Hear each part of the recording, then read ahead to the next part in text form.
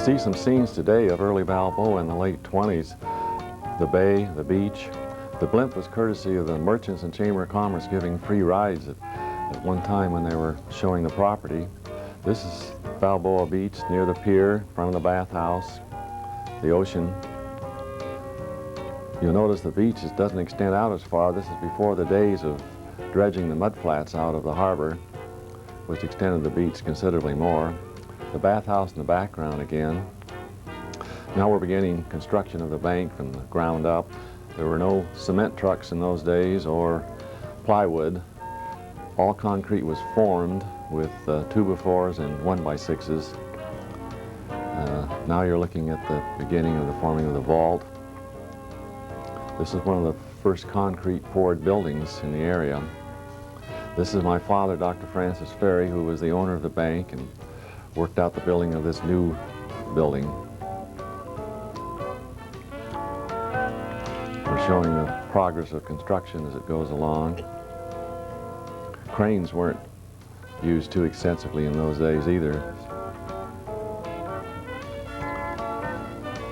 The red car streetcar line ran right in front of the bank that used to come into Balboa from Los Angeles.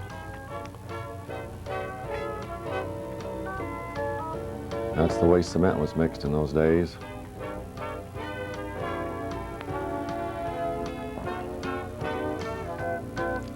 This is a bay scene in which one of the first and perhaps only outboard race was ever held on Balboa Bay.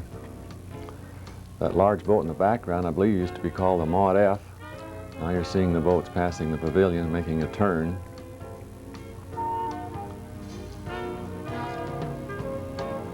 The bay wasn't really large enough for boat races, and my recollection is they never held very many of them, possibly only one inboard race.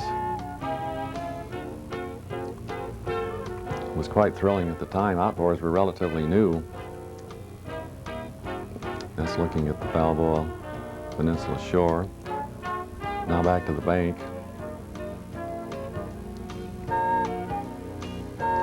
This was an all-concrete poured structure, which was a bit unusual in those days for a building of that size.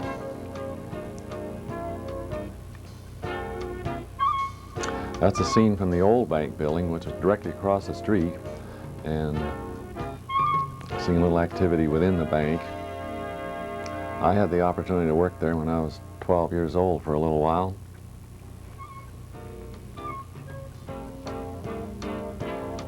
It's another scene of the original bank. That's the theater that was built about the same time. You're looking at the tile on the vault now as it was being completed.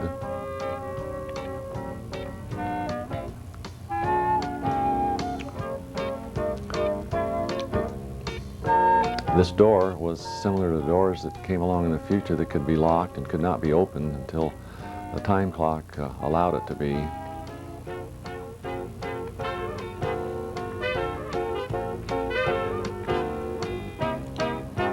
You're looking at the finishing of the exterior of the construction.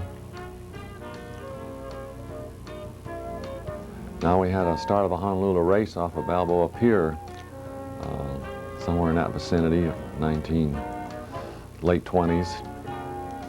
And now again we're looking at the beach in front of the bathhouse and umbrellas for rent. Beach was pretty crowded in those days.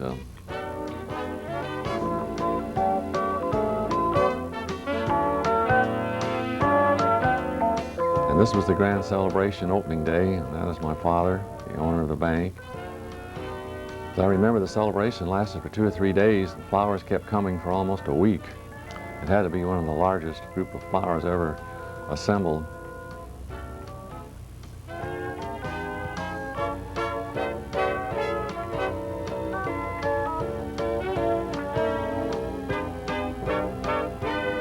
That's Harry Tudor, a very famous person in Balboa, the owner of the Rendezvous, well known for many, many years.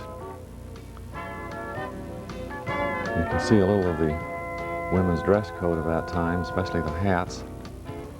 They perhaps were new for this celebration.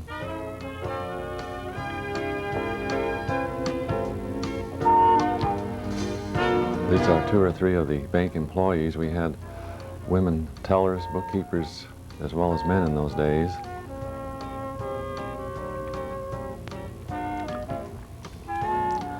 This was my own personal sailboat that my father gave to me. I had to get this into the picture.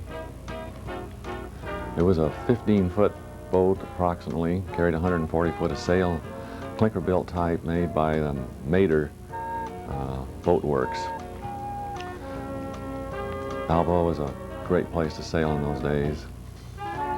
We see the blimp sailing away now, which is apropos of the end of this film, showing the history of the building of the bank as well as early scenes of Balboa in the late 20s.